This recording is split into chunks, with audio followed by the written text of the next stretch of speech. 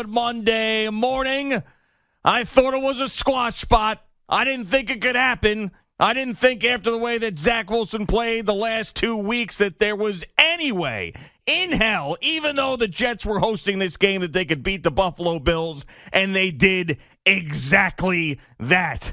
They win the turnover battle. They run the football. They put pressure on Josh Allen. Zach Wilson doesn't lose the game for him. He does exactly what he needed to do to make sure that they salted this one away. The defense has been absolutely great this year. And so far, hopefully there's many more moments to come, but so far, this is the signature moment for Rob Saleh and Joe Douglas, who built this team, and Rob Saleh, who's been coaching it. We've been questioning him. We've been saying, is he the guy? Is Mike LaFleur the guy? This was that signature moment for them. They fly high into the bye week at 6-3, and things have turned. Good morning, Boomer. How are you? You know what, G? I am doing great this morning. It's a feel-good Monday morning here on the Fan, of course, with the New York Jets and what they did yesterday. And honestly, you know, NFL football games are usually lost, and they're lost because certain teams, whatever team it may be, usually loses the turnover battle. And when you look back through history, the turnover battle is always the most important aspect to every single game, and that's why we harp on the young quarterbacks. We harp on the older quarterbacks. When you make decisions and those decisions turn into interceptions, they turn into fumbles, they turn into all sorts of crazy things that happen around you, you really put your team behind the eight ball, meaning that it's very difficult to win those games when as Josh Allen put it yesterday after the game, your quarterback is playing like bleep. And I have to say that you're right. This is the signature win for Rob Saleh, and it's really it's about their defense. And their defense has been good, but up until yesterday, they hadn't really faced a real quarterback. Mm-hmm. Now, yesterday they faced the number one offense in football, and they got after his ass. And I'm like, man, I haven't seen the Jet defense like this since Rex Ryan was here.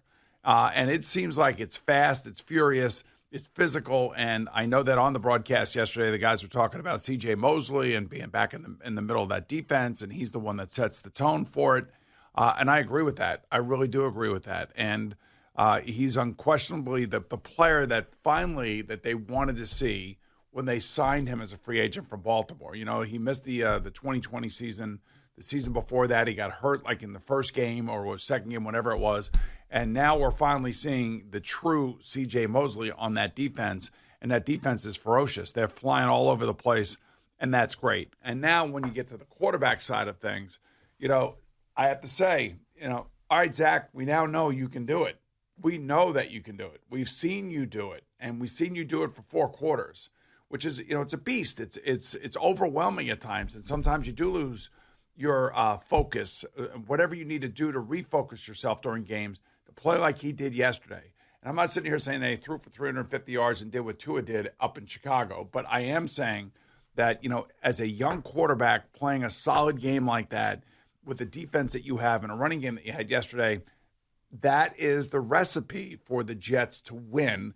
And now they can believe that they can beat really good teams. Now we got to see it, you know, consistently, and their next game will be in New England after the bye. Which they're all talking about because they really felt like they let one get away against the Patriots last week, as we felt they did too. Should have been up 17-3. We know how the game went, but you know, they said it right after the game. They said, we'll see him in 2 weeks. They were asked about it after this game. They can't wait after the bye. So it feels like a really, really big revenge situation for the guys in that room. And I think the great thing about Zach Wilson, what you saw yesterday, we saw him be able to win a game where he didn't have to do too much. But I really feel like there's another gear in there, another step in there for him with the talent that he has. You know, he is not a guy that I look at who's like Ryan Tannehill, and that's as good as he's going to be, where he can win a game like that, game managing, whatever. He's someone who has that talent to really take it to the next level. That's the next thing we need to see this year, but I don't want to put too much pressure on him now after this game, but this is exactly what we needed to see. He didn't lose a game for him. You know, he threw the ball out of bounds when he needed to. There weren't horrible throws. He made plays when he had to on third down. He ran the ball. I mean, he wasn't going backwards. He was going forwards. All the stuff you needed to see get cleaned up got cleaned up. Well, you got to give the coaches credit for that then. If you're going to hammer the coaches for his loose play last week, then you have to you have to basically say, give the coaches props for talking to him and working with him this week, and then also to Zach himself for working this week and getting it right and dealing with the noise, dealing with all the outside stuff that goes on. Like, these kids know what's happening. They know what's being said. They know what's being written to them. They, as we know, as we have found out in many different ways over the last week, that social media is a sewer pit, and it's a sewer pit of negativity. And these kids nowadays are, they're basically being just tortured with it. It's kind of interesting. I forget which game it was. They were talking about one of the coaches, how he has to give the players telephone breaks.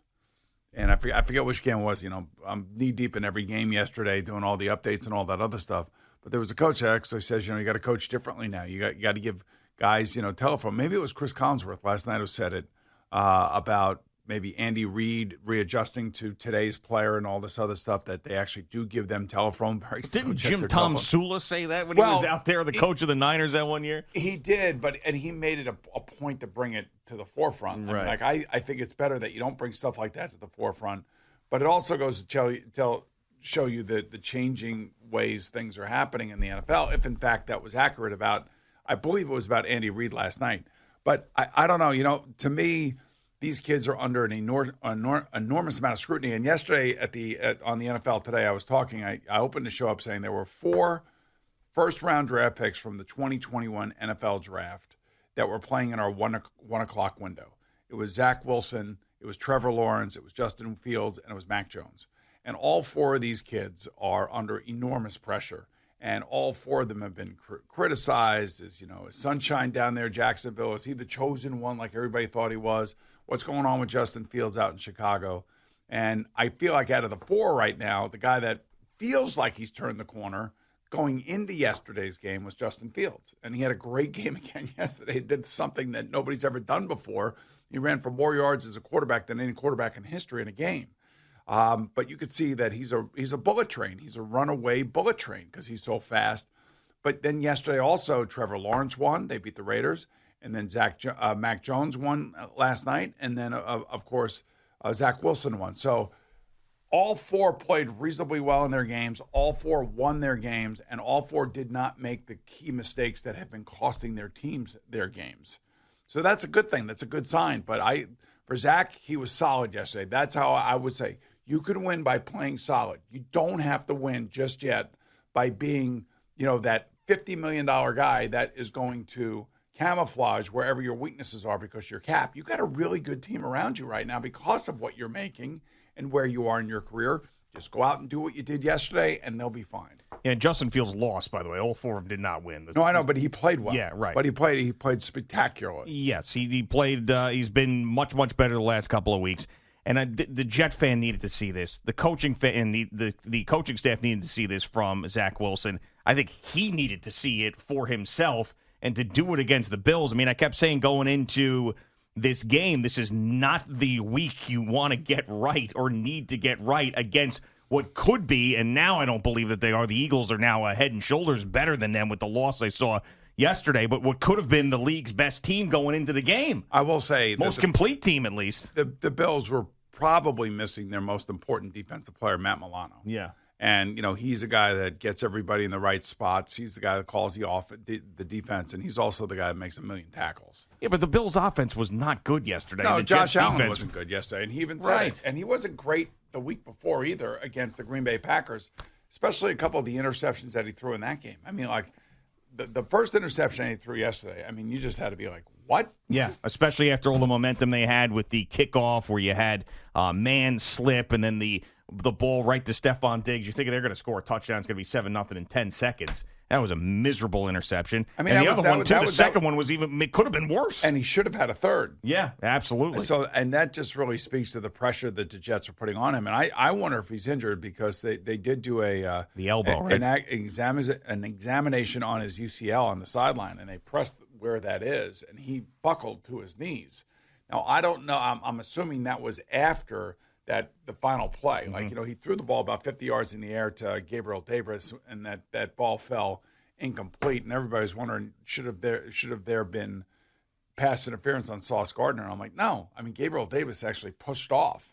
And Gabriel Davis didn't complain one bit. You see so much of that, like guys getting up, going right to the official. Gabe Davis did not even complain. Just got up, started walking back. You know what I liked about that? I liked the fact that the referees let them play. Sure. And I could appreciate that. But so I don't know what the long-term prognosis is with Josh Allen. Hopefully it's nothing. But he certainly buckled. I can show you the video on the sideline. Yeah, no, I saw it, and there was some talk that it was more serious than they were letting on, but we're just going to have to see. Well, that Huff sack, right? That Huff sack, is what did it, because it was it was on second down, because on 3rd and 21, he kind of throws a ball. He's got a wide open, I think, Steph Diggs, and he throws it in the ground.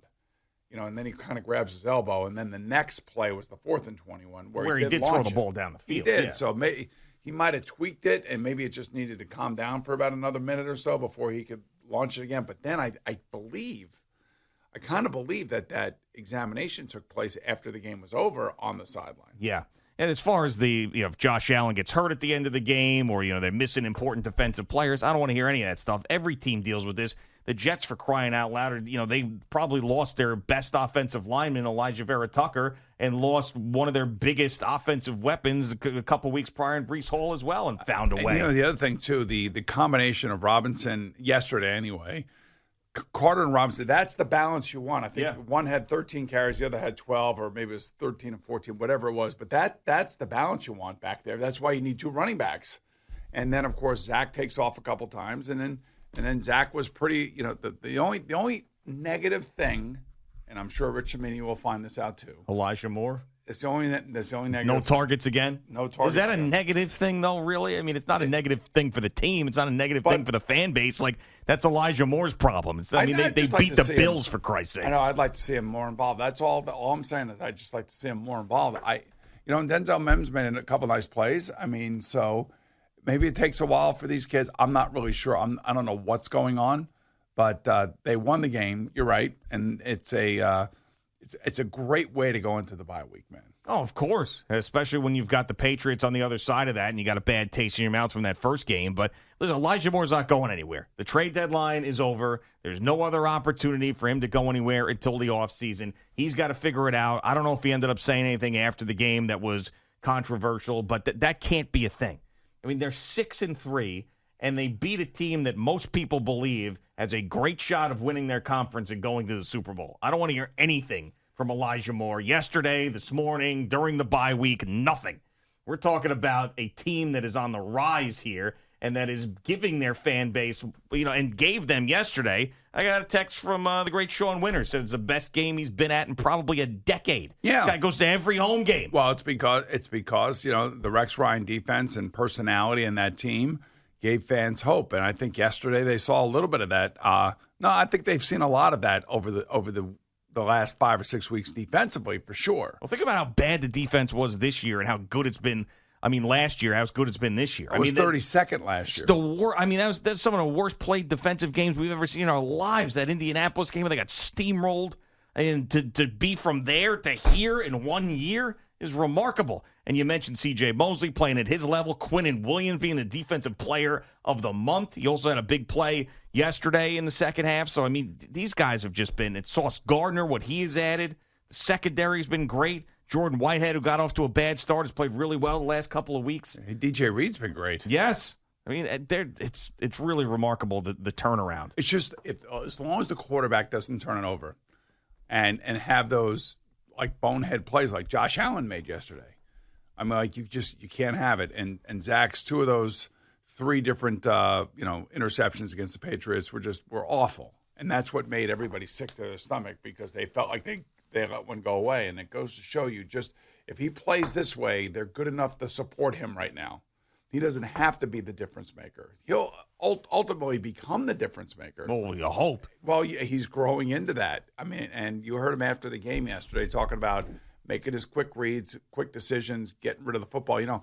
Tom Brady and Matthew Stafford both played in a game yesterday afternoon where it was about survival for the quarterbacks, because neither offensive line could block the opposing defensive line. These guys are running for their lives. And Tom Brady's getting rid of the ball in 2.5 seconds or less. And when you look at the game statistics, and they're going to see, okay, how many times was Tom Brady under pressure? and he dropped back like 53 times. And maybe like he was under pressure like 4 times. So you're going to think when you look at those stats that the offensive line played great and he wasn't really pressured.